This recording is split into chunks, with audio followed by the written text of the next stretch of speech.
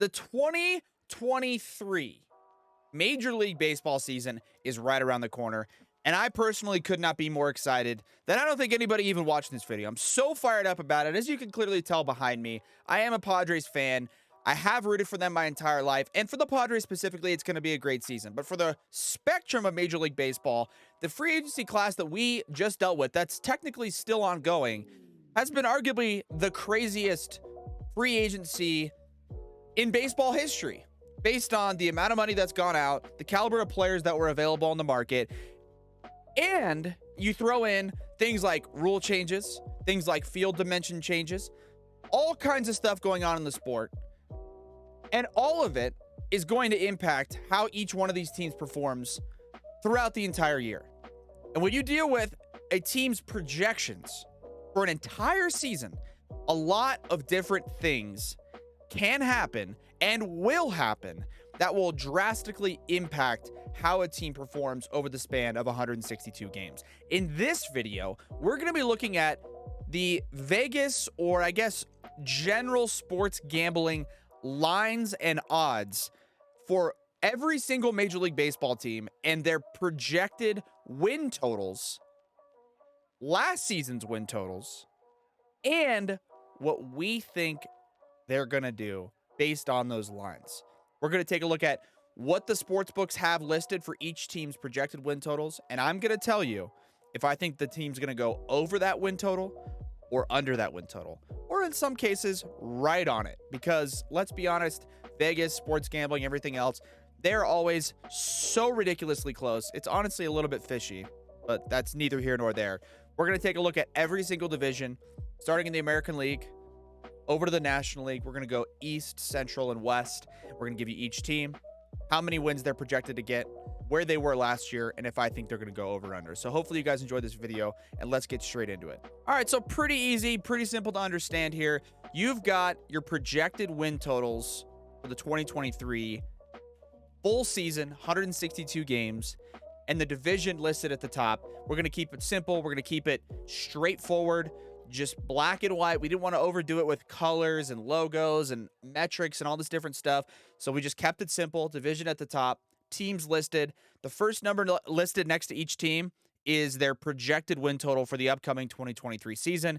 And the number in parentheses next to the first number, the second number listed in the parentheses, is where they were last year with their total wins. So you're going to see some discrepancies. You're going to see some teams that's like a drastic drop. Some teams are going to add a few wins.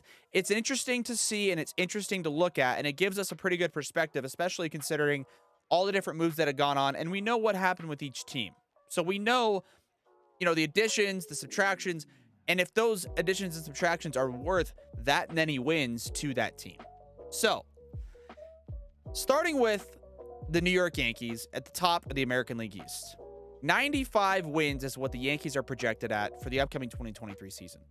Last year, they won 99. In a really tough division, they handled business pretty comfortably, got into the postseason. They were not the number one seed, but they were number two. They got in pretty comfortably. And to me, when you look at the additions that they made, and just strictly things like the rotation, the lineup, all things considered, to me, there's absolutely no way that the Yankees got 4 games worse than they did from last year's team. They re-signed Judge. They pick up Rodon. I mean, just the rotation alone. Garrett Cole, Rodon, Severino, Nestor Cortez, Frankie Montas, if he's healthy. It's a team that, again, they lost Chad Green, but okay, right? I mean, there's not much there for me to say, oh, yeah, they got 4 games worse than what they were last year. That being said, 95 wins, it would still be a successful season for most teams.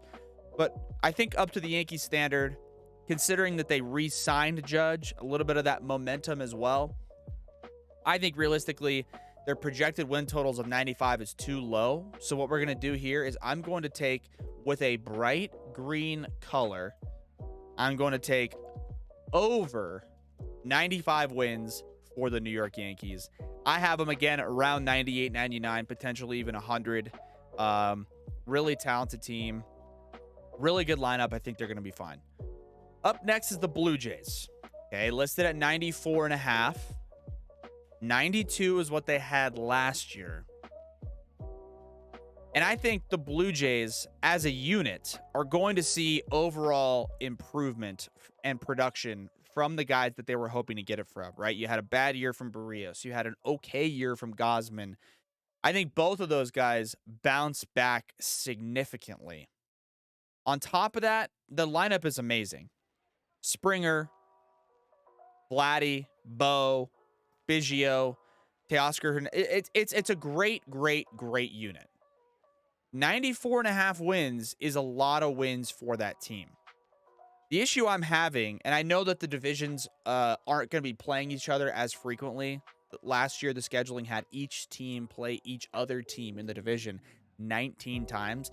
That is no longer the case. These teams are only going to be playing each other, I believe, 10 times, if I'm not mistaken. Three series in total. And if that 19 times was the case, I'd actually be immediately taking the Blue Jays under, because I know Blue Jays are going to have to play the Yankees 19 times. They're going to have to play the Rays 19 times. Red Sox don't scare me that much. But the Orioles are going to be competing at a much higher level than in years past. And with 19 games against the Orioles, the Blue Jays are going to have to fight and compete and battle in those games. That being said, 94.5 is, to me, just such a perfect number, because I mentioned these guys are going to bounce back for them in the rotation. I think they're a better than 92 win team, but 94 would have been the number I put them at. So I'm going to take under 94.5 for the Blue Jays and put them right at 94. And I don't think that's too far off. I think under 94.5 is only okay if you take them at 94 or 93. And that's what I would take them at. I think they're a 93 win team, 94 win team. They're going to go under 94.5, but that's not like this giant red glaring under. That just means that they're going to go under 94.5 at 94 or 93. Up next is Tampa Bay. Okay. Last year, they won 86 games. This year, they're projected for 87.5. At least that's what the line's set at. And every single year, everybody and their mother sits back and says the exact thing that I'm about to say. Who's on the Rays? How do they consistently go above 500? Every year, people doubt them. And every year, they prove the doubters wrong. Yeah, listen, last year, they didn't make the playoffs with 86 wins. And you know what? That's fine, because they pay their team a nickel and a dime, so 15 cents in total for the entire payroll of the team, and they finish above 500. This year, it's starting to seem like they are trying to contribute a little bit more financially. They're signing a few of their guys to long-term contracts. You're going to see a second-year guy like Wander Franco start to contribute pretty heavily to a team like the Rays. 87.5 for me seems a little bit low. Yeah, they had 86 last year, but I think this year, all things considered, rotation's healthy, bullpen's always really strong for Tampa Bay, and a full healthy season of Wander Franco, fingers crossed. I think they go over 87.5, and I think I'm going to put them at like 89 to 90. I think somewhere in there is pretty reasonable. So I'm going to go over 87.5 for Tampa Bay, put them at 88 or 90. Up next is the Red Sox. Listen, the only thing the Red Sox have done this offseason is sign Rafi Devers. And they honestly only did it, in my opinion, because if they wouldn't have re-signed him or signed him to a long-term contract, Red Sox fans would have rioted in the streets. They lose Bogarts. Story's pretty much done for the year. Who knows about Chris Sale? They have nobody. I mean, they have nobody. 76.5 to me is the only reason it's that high to begin with is because they got 78 wins last year with Xander Bogaerts. The only reason it's at 76.5 is because it's the Red Sox. The name itself is getting them 5 or 6 wins. 76.5 is too high for the Red Sox. They're going to go under that. I got them at 72, 73 wins. It's going to be a rough year in Boston, and that's okay. The Red Sox have had years and years and years of success. in all honesty, the Red Sox are kind of rebuilding right now. And it's okay. It's not the end of the world. If I'm a Red Sox fan, I have those multiple World Series championships to rest on. They're going to go under 76.5, and it's not going to be the end of the world. They are going to finish in last place in the American League East, though, and that's going to be a tough pill for the Red Sox fans to swallow, and I understand that. But that takes us to our next team, who has been consistently the butt of the joke in the American League East. They have consistently found themselves finishing under 500 as a team. Last year, they finally broke through that first glass ceiling of the 500 mark. 83 wins for the Baltimore Orioles in 2022. The Vegas line for season wins is set at 77.5. On what planet did the Baltimore Orioles get 6 games worse than they were last year? I understand they traded away Jorge Lopez. They also have the number one prospect in baseball in Gunnar Henderson, who we got a taste of last year. They have nothing but controllable impact young talent who has had an opportunity to play, pretty much close to a full season for them in last year's campaign of 2022. And this year, they're going to win more than they did last year. So if they win more than 83, that would put them way over 77. And I think this is the most obvious over potentially on the entire MLB board, but definitely in the American League East. This one is an unquestionable, no debate, over 77.5 wins. Baltimore is going to go way over their win total of 77.5. Way over.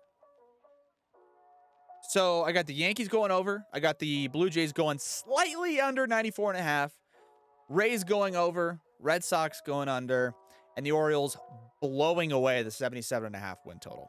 That's the American League East. Up next, we got the American League Central. Okay.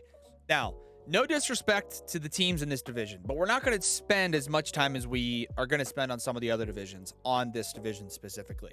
Why? Because this division is arguably the worst in baseball. It was really bad last year, and it's not going to be much better this year, right?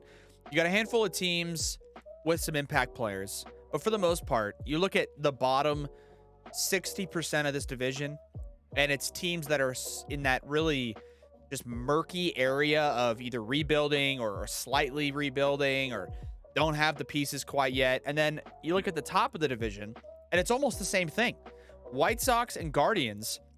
The Guardians had no business winning 92 games last year, but they did. And hats off to them. Good for them.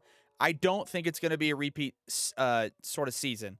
The White Sox routinely, repeatedly, and consistently underperform the expectations and the talent levels that they have on their roster. We're going to go through the American League East, or the American League Central, I should say, starting from the top, working our way down. And the Cleveland Guardians come in as the highest win total of any team in the American League Central. They were young, they were unproven, they had nothing to lose, and they showed it last year by competing at a pretty high level, pretty consistently throughout the 2022 season.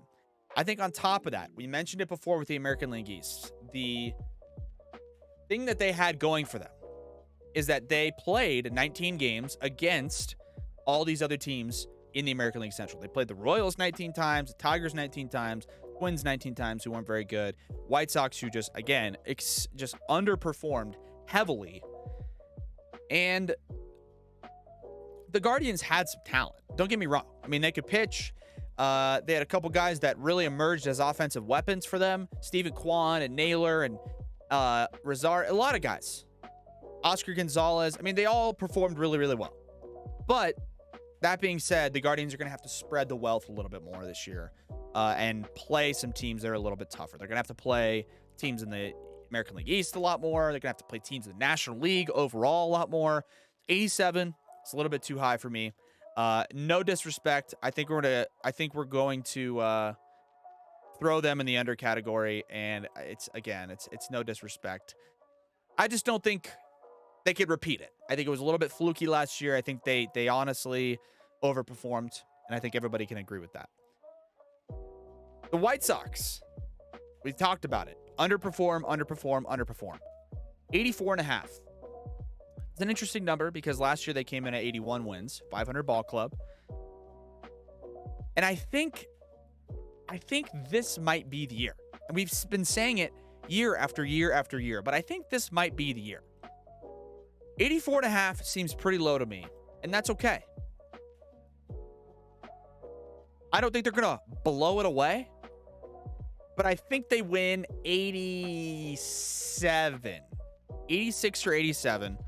I'm taking the over on the White Sox, and I think they play a little bit better this year. I think they compete a little bit better. Again, you got guys coming back, Kopech, Giolito, Dylan Cease was an absolute monster for them. And I think they can score with the best of them. They did lose Jose Abreu. That's a pretty big blow. I think maybe that ended up, doing that, maybe have a little reverse effect. Oddly enough, you see some teams lose big guys and end up playing a little bit better. So I'm going to take the over on the White Sox, 84.5. I don't think it goes much further above 84.5. Again, 86, 87, somewhere in that range. The Twins, let's sit at 77.5. 78 wins last year. So basically, carbon copy of what they were last year. And if you think about the team last year, pretty much the same ball club. They re-signed Correa after the whole giant Correa debacle that everybody had to deal with and hear about and listen to throughout the 2023 free agency offseason situation. That being said, Correa's going to come back with a vengeance. The Twins are a pretty solid team. Again, I'm being a little bit optimistic here with these bottom teams in the American League Central. And I'm going to take the over as I type out under. I'm going to take the over on the Twins. I think 78 is pretty low for them. I see them breaking above 500 this year. I see them at 83, 84, somewhere in that range. Potentially, depending on the health of the guys, their prospects, right? You got Royce Lewis. You got Alec, the right fielder. I forget his name. Alec Thomas is with Arizona. The other guy I'm thinking of, lefty, Twins outfielders. Oh, Byron Buxton. Trevor Larnach. Oh, Kirilov. That's what I'm thinking of. I'm thinking of Kirilov. Byron Buxton is a monster. Let's hope for a fingers crossed full season of Byron Buxton. If we get 140 from Byron Buxton, Twins are going way over. Way over. Tigers at 70.5. Okay. It's a pretty interesting number. 66 for them last year. A lot of prospects, a lot of young talent. Riley Green, Torkelson. Last year, potentially for Miguel Cabrera. Not going to spend much time on them. They're going under. I'm sorry, Tigers fans. It's going to be another tough year. That's okay, right? Because you guys are doing the right things in some areas and building for the future. But I got under for the Tigers at 70.5. I got them at a 68, 67. A couple wins better than last year at 66. Still not going to be breaking. Even at 70, right? You put them at 70 wins. It's not the worst number I've ever seen, but that's under 70.5. So I'm going to take the under for the Tigers. Last team is the Royals. Interesting here because they had Benintendi for half the year. Then they traded him. They haven't done anything. I think they re-signed Greinke, and that's about it. And they have them getting basically 5 wins better than last year's team. There's absolutely no chance that happens. The Royals are going under 69.5. 65 seems, again, pretty accurate. From last year's win total, I could see them easily repeating that. Even if they get 3 games better, 4 games better than last year, they're still under 69.5. So I'm taking the Royals under 69.5 and recapping the American League Central. Guardians at 87, I'm taking the under.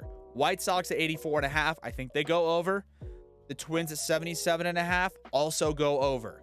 The Tigers at 70.5, no shot they go over 70. They're going under. And the Royals at 69.5, coming off a 65-win season, they're going to stay under 69.5. No doubt in my mind. And that's the American League Central. Up next is the American League West. Right? Interesting interesting division. I think, honestly, there's potential, not saying it's going to happen, there's potential for 4 playoff teams coming out of this division. There's potential for it, right? Depends on, of course, the rest of the American League. But I think there's at least 2 teams coming out of this division getting into the postseason. Potentially 3, and like I said, potentially 4. We'll start from the top.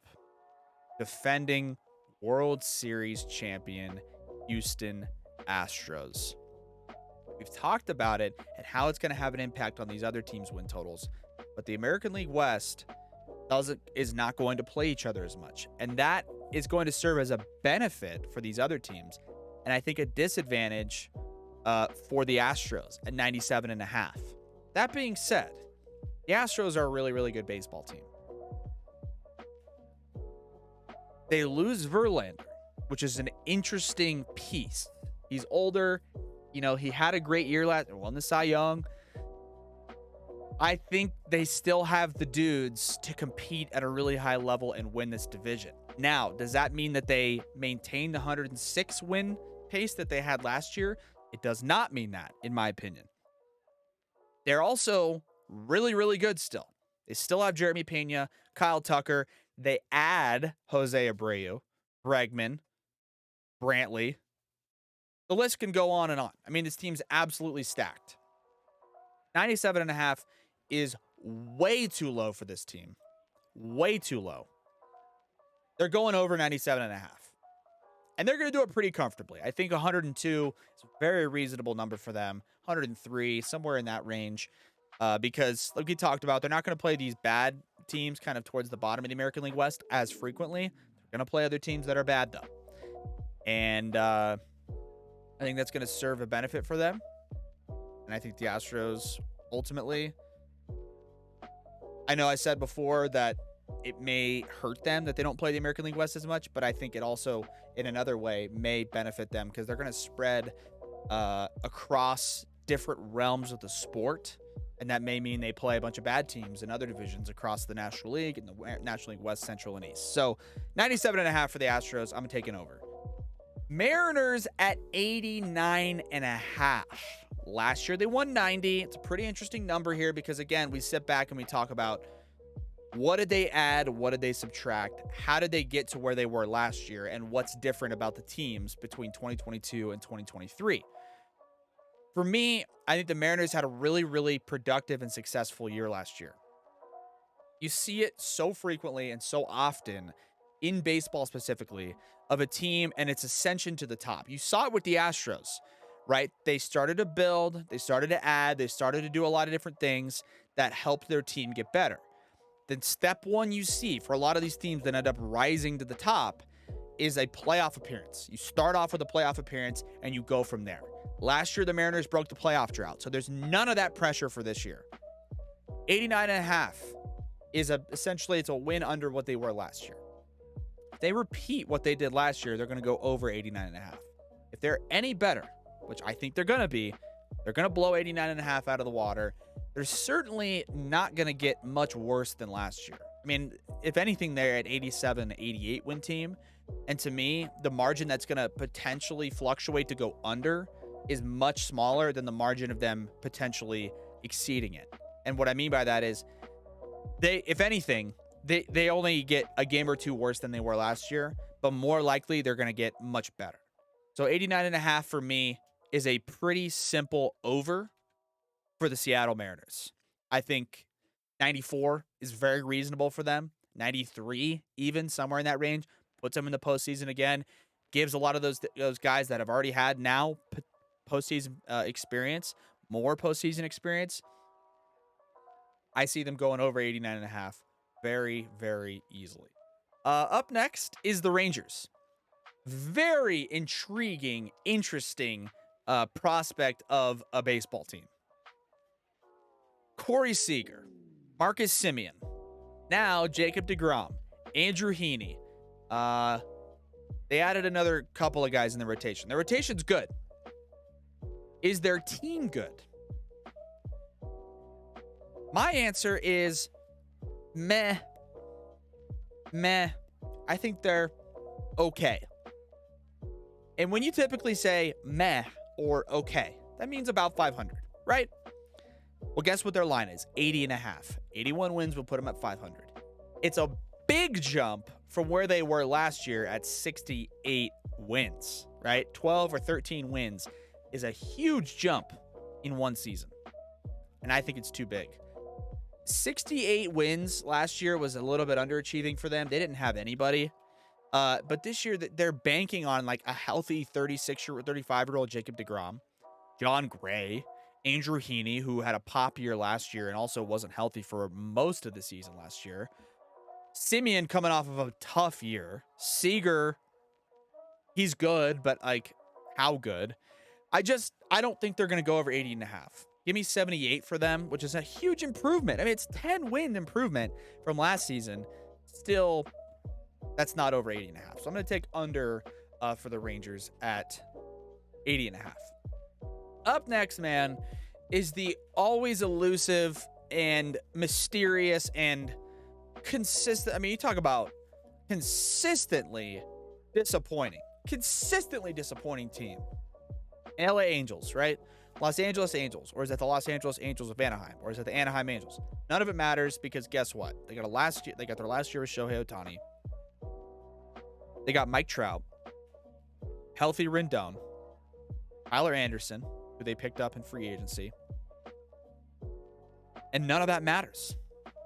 Because if you're telling me this team is going to get 7 wins better than they were last year, 7 wins when they consistently and repeatedly underperform, and everybody knows it's Shohei Ohtani's last season, I think you have a final year for Ohtani, a contract year.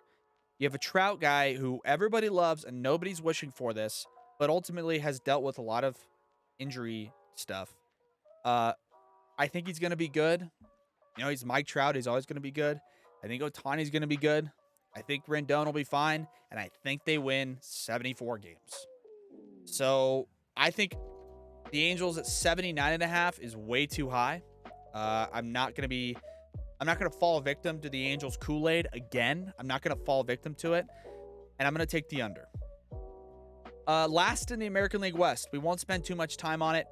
But the Oakland A's, bad baseball team, playing in a bad stadium. Nobody cares about this team. They're going to be historically really, really bad. So I'm going to take under for these guys as well. 60.5. Last year they won 60. They didn't get any better. Yeah, sometimes they play good, but for the most part, they're going to get spanked around. And I see them at probably 57, 58 wins in 2023. So American League West recap. Astros at 97.5 wins. I'm going to take the over. Mariners at 89.5. I'm taking the over as well. Rangers at 80.5. Too high. Under on the Rangers. Angels at 79.5. As usual, they're going to underperform. They're going to go under that win total. And the Oakland A's at 60.5. They stink. They're going to stink. And they're going to go under 60.5. Total wins in the 2023 campaign. That's the American League West. All right, transitioning to the National League. The East. The Eastern Division of the National League. This is a division that could potentially feature multiple playoff teams. More than likely, it's going to feature multiple playoff teams. Last year, it featured 3 playoff teams. Mets, Braves, and Phillies. Phillies only won 87 games last year. Both the Mets and Braves won 101. Phillies won the National League, went to the World Series. Mets got bounced in the wild card round by the old Pods. You guys remember that? The dope Padres of 2022? No, but seriously, Mets lost to the Padres in the wild card round. Braves lost to the Phillies in the first round of the playoffs. Or, you call it the first round anymore? The division series. Phillies, Braves. Phillies beat the Braves in 4, I want to say. Nevertheless, it's a good division. It's got good players all across the board. The Mets got better. Believe it or not, they lose DeGrom. They lose Chris Bassett. They lose Taijuan Walker, I believe. And they still got better.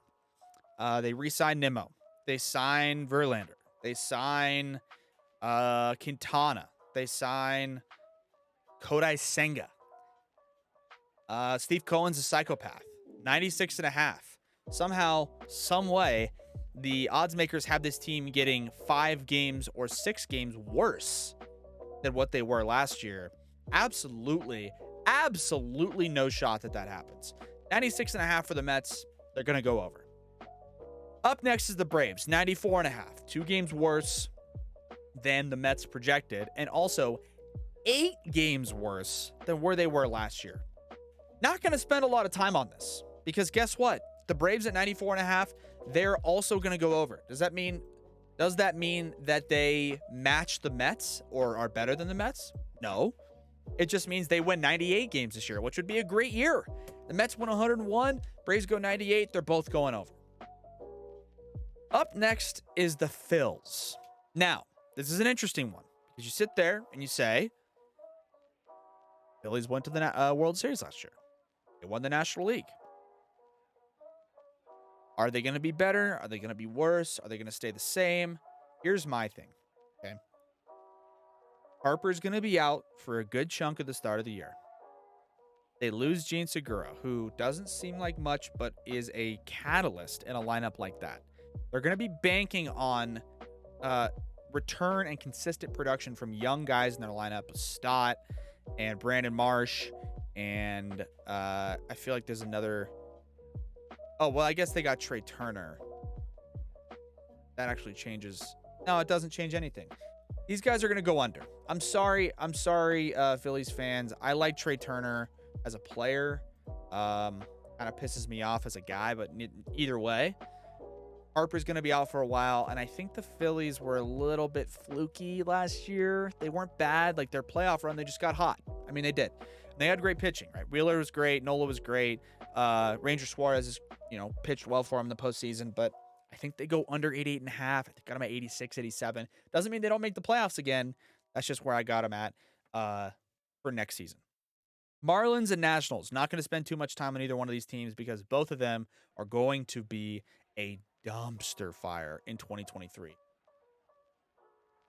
Marlins 72.5 under. Nationals 61.5 under. That's simple. Both teams are going to stink. Both teams are pretty pathetic. Both teams' approach at the game is bad. That being said, the Nationals aren't in the worst spot in this entire division. I think the Marlins are one of those teams again and again and again and again. They just hover around garbage. They just stink. They don't have anybody to build off of.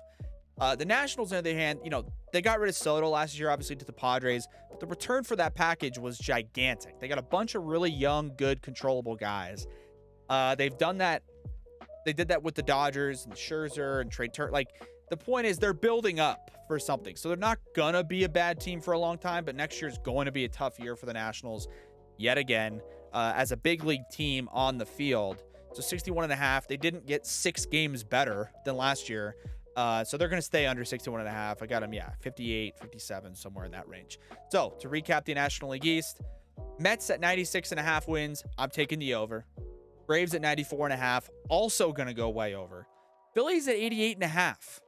Fluky last year. I think they stay under 88.5, somewhere in the 86, 87 range. Marlins at 72.5. They're going to go under. And the Nationals at 61.5. A very low number, right? Nationals at 61.5. It's a low number. I'm still taking the under because the Nationals are going to have a tough year next year. So that's the National League East recapped and covered for win totals. Up next, National League Central. Okay, we're seeing a little bit of a central theme in that it's a theme that's common amongst the central divisions. And that is the top teams aren't that good. The bottom teams stink. Stinky poo-poo stink. We'll start with the Cardinals. Okay, the Cardinals routinely and consistently show up and compete at a really respectable level, despite the fact that their lineup and the names that they carry on their roster aren't necessarily going to blow you away. Their player development is absolutely awesome. Nolan Gorman, Lars Nootbaar, Tommy Edman. They sign Wilson Contreras. I think they get one more year of Wainwright. The Cardinals at 89.5 is such a weird number because it's like perfect. They won 93 last year, and I think they got better as a team. So just on that basic principle, 89 and a half, like I said, is a pretty good number, but I think they're going to go over 89 and a half. And that means like 90, 91, somewhere in that realm where they're going to be similar to last year. They probably, just knowing the new playoff expansion, they're probably going to find themselves in the postseason, maybe even winning this division, because we're going to move on to these next teams here and you'll see what I'm saying. Milwaukee Brewers, 84 and a half.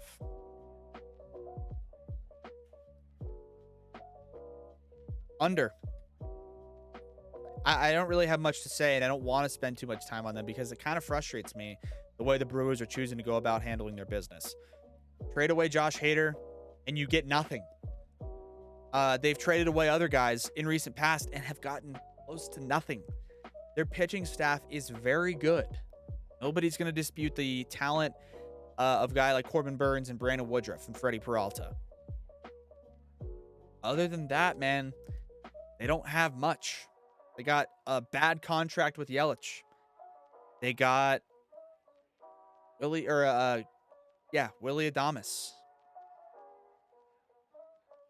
They're gonna have a tough year in Milwaukee. They're gonna have a tough year. I think they go under 80. I think it's a 76, 75 win team. Cubbies. Go Cubs, go. 78 wins for them. Right? Did they get 4 wins better than last year? 74 wins, pretty respectable, pretty legitimate number for them. Did they get better? 4 wins better. You had Bellinger. You had Tyone. You had Dansby Swanson. Bing, bam, boom. I got them going over 78 wins. Now, that doesn't mean they're going to make the playoffs, but that does mean they're going to be a better baseball team, and I think that that's entirely true. 78 wins for them. I think they break 500 potentially, or right at 500, somewhere in the 81, 80 wins range, which would put them over 78. Cincinnati Reds. Bad baseball team. Similar to what we're going to do with the other divisions that have bad teams, 2 specifically in a row at the bottom. And we're not going to spend much time on either one. The Reds have a tough outlook for the 2023 season. They're going to go under 64 and a half. And the Pirates at 62, it's a low number. They're also going to go under 62 and a half. Okay. These teams aren't going to play each other as much. It doesn't give the Cardinals the opportunity to beat up on the Pirates and Reds as much, and vice versa. It doesn't give the Reds the opportunity to play a team like the Cardinals and lose as much. But the Reds are going to have to play a lot of other teams across Major League Baseball with scheduling changes, and that's going to hurt the Reds. It's going to hurt the Pirates. They're going to play better teams more frequently, and they're both going to go under their win totals for the 2023 season. So, to recap the National League Central, Cardinals at 89 and a half. I'm taking the over by a couple games. Brewers at 84 and a half. They're going to go under, and it's going to be a tough year in Milwaukee for the Brew Crew. Cubs at 78 and a half. Take the over. Take the over. Put them at 80 wins, 81 wins, somewhere in there. Reds at 64 and a half. Under that. And Pittsburgh 62 and a half. I'm also going to take under on that. Those bottom 2 teams are going to be bad. And that is the National League Central. Last and certainly not least,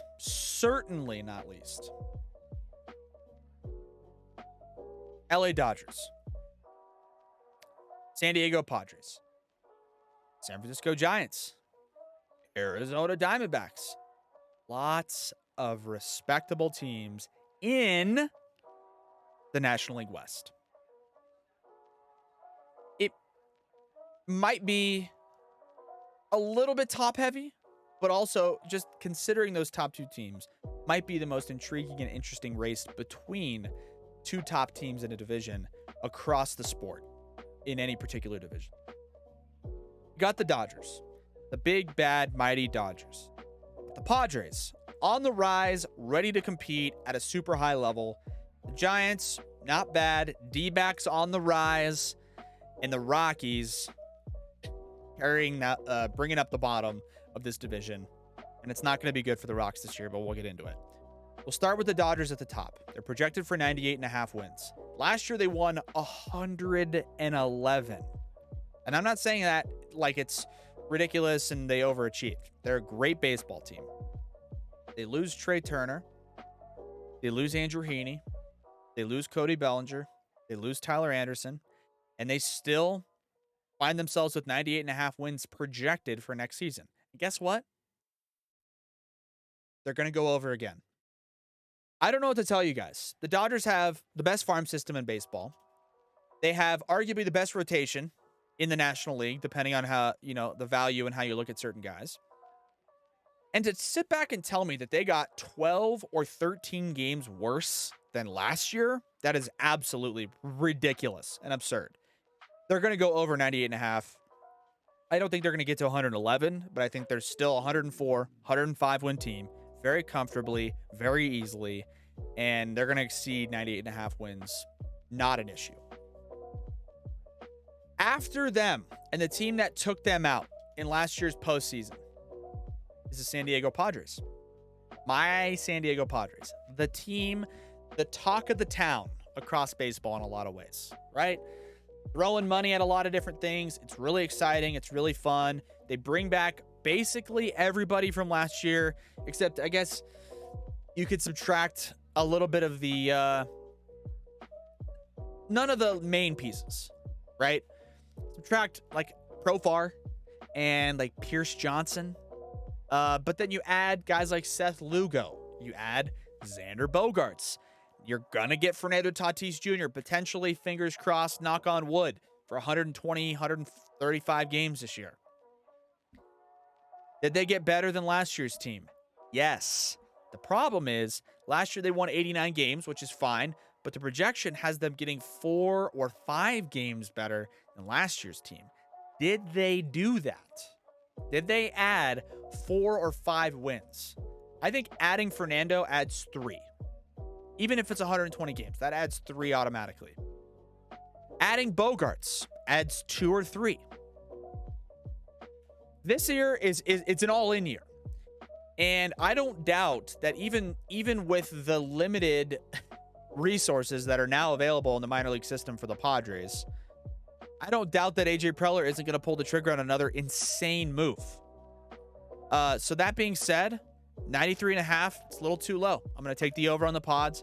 That's pretty optimistic for me. For most people that know me and that know I'm pretty pessimistic when it comes to the Padres. But 93 is a little bit too low. I mean, you got to have them at least 95, 96, somewhere in there. On the high end, they could win 100 games. On the low end, though, they're still a 91, 92 win team. So I'm going to take the over on 93.5 for the Padres this year. I think that number's a little bit low. Just in general, I think it should be set at 94.5 or 95.5. And if it was 95.5, that one I'd have to toss up with and really have to think about. But 93 is a little too low for me, so I'm going to take them at 95. Up next is the Giants, 78.5. Last year they won 81. It's sort of been trending downwards. But they do have some young, pretty consistent contributors, if you will. 78.5 is an interesting number for them. The Giants do have this weird sort of magic thing that happens or it just goes on with their franchise. That's super annoying and I hate. And literally just because of that, I'm going to take the over. But that doesn't mean they're going to blow it away. I think they're the same team as last year. They didn't really lose much, didn't really gain much, and they were 500 last year. So I got them at like 80 wins this year. That would be over 78.5. That is the end of it. The D-backs listed at 76.5. Very, very interesting. Okay. The D-backs have been trending upwards recently. Very frequent. They got rid of a really valuable guy in Dalton Varsho, but they got Lourdes Gurriel in return. Really, really productive guy. Zach Gallen's really good. A lot of young control. Corbin Carroll, Alec Thomas, guys that are gonna be good for them. And I think that they kind of have that, nothing to lose mentality, nothing to lose attitude. Do I think they got 3 games better than last year's team? You know what? I actually do. I'm going to take the over on the D-backs. I think they're going to be a 78, 80 win team competing to get around 500. They're not going to be in the playoffs, but they're going to be a better team than they were last year. And that is, it's going to be because of their prospects, their young, controllable talent, the guys that are going to come up and make an immediate impact for them as a team. Last and certainly least, in the National League West Division, the Rockies. 68.5. They won 68 last year. Their owner is an idiot. Dick Monfort is an idiot. He says he has them sitting or potentially competing for around 500 this year. What? Excuse me? They haven't done anything. Chris Bryant's probably going to be hurt for most of the year again next year. Their pitching stinks. Their bullpen stinks. Their lineup isn't good. Trevor Story's gone. Arenado's gone. LeMahieu's gone. Blackman's a dinosaur. They don't have anybody. They're going to go under. And they're going to go way, way, way under 68.5. In fact, I think they might win less than 60 games this year. Fewer than 60 games. I got them at 58, 59, somewhere in there. It's going to be a bad, bad year in Denver. A bad year. The only thing they have going for them is Coors Field is weird. It's a weird stadium, and they beat teams they shouldn't beat consistently at Coors Field. And they know that. And they also turn out a really solid attendance year in and year out. That doesn't matter, though. To me, 68 is way too. I mean, they're a six. At their peak, they win 65 games this year. At their peak. Their floor is 53 wins. I mean, literally, it's that bad. So Rockies are going to go under, and they're going to go way under. Way, way under. So to recap the National League West, Dodgers at 98.5. They're going to go over that. They're the Dodgers. Padres at 93.5. They're going to go over that as well. They may even sniff 100. Giants at 78.5. They got that weird Giants magic. Give me over 78.5. D-backs at 76.5. Trending up. A lot of young, controllable talent. Give me over. And the Rockies at 68.5 are going to go way under that and may not even get 60 wins on this season. So that is the National League West. And that is the entire video, guys. So let me know what you guys think in the comments, because we covered every single team. We gave our predictions on the over, the under, everything else in between. And it's an interesting outlook because we don't know exactly what's going to happen, right? Injuries happen, trades, just underachieving, overachieving, surprise teams, disappointing teams. Typically, we know which team may be which. But at the end of the day, the Diamondbacks could win the World Series this year. And everyone would be like, oh, well, I should have seen it come. No, it's unpredictable. I'm probably going to get more than half of those wrong. But that's where I think these teams are going to stand for this year and their win totals over and under. Hopefully you guys enjoyed this video. Let me know in the comments where you think I got one maybe potentially blaringly wrong, or maybe where I got everything right. I would love to hear your guys' feedback. And otherwise, I appreciate the support. Be sure to slap a thumbs up if you enjoyed it. Subscribe to the channel if you guys enjoy this type of content. And otherwise, like I've said, otherwise, I will catch you guys on the next video. Peace out.